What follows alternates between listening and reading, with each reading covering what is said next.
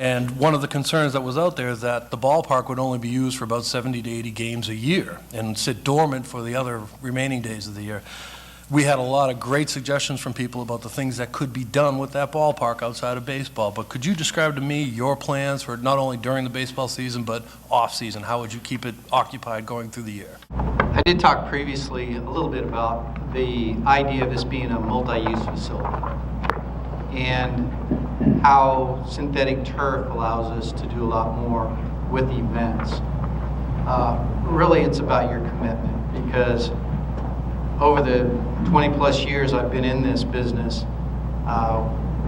we hear a lot of talk about multi-use facilities, and there are some owners and management teams that do a good job with it, and there are others that it was lip service, as it turned out.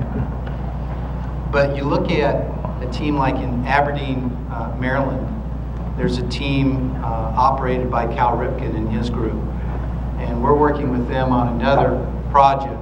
But they were committed to being truly multi-use, and they have over 200 events in their facility because they thought about it ahead of time. They thought about their design needs, their equipment needs, scheduling, and they hired somebody just devoted to that, which we would do with this project as well. Your job, you're being hired to focus on working with promoters, working with businesses in the area that maybe have an idea of doing something out at the facility, working with the school systems on scheduling their events. It's going to be a big part of our focus. It needs to be a big part of our focus. And we're really going to welcome the community input in the types of events that can be held at the stadium. Thank you. Just so folks do hear it, we've had discussions with the committee, we are looking at having, not a lot, but having a few concerts.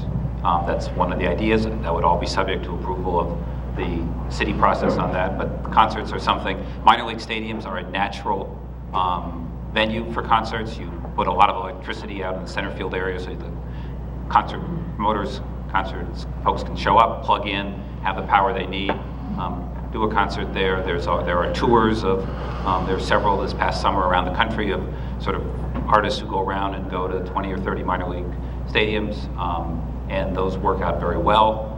From our perspective, we don't become a concert promoter. The way those deals work, just so you understand the economics of it, is that concert promoter takes the risk of paying the artist, and they get the proceeds from the ticket revenue, and the stadium operator gets the concession. So we aren't in the risky business of being a concert promoter. If nobody shows up, we just sell the food the next day. So it's not we don't have that risk, but but concerts have something that have worked very well on a limited basis in minor league stadiums around the country, and we would expect to do some of that, all subject to approval by the city.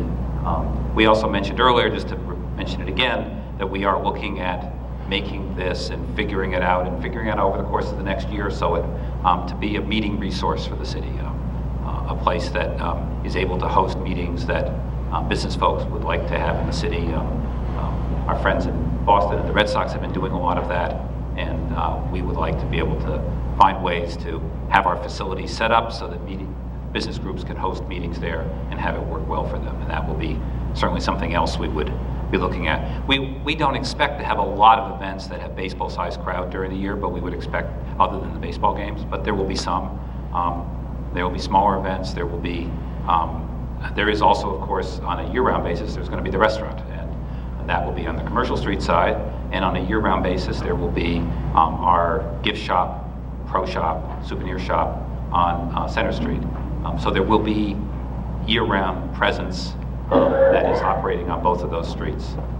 But we're very much see the next year being thinking through how the meeting piece works and how other activities work.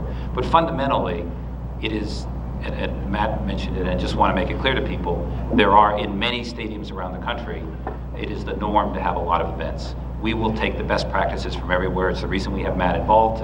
For example, he's working with a place that does 200. We're going to take some of those lessons and figure out how to do them here, so that we won't just be, we expect to be leaders in that area and find ways for the facility to be used.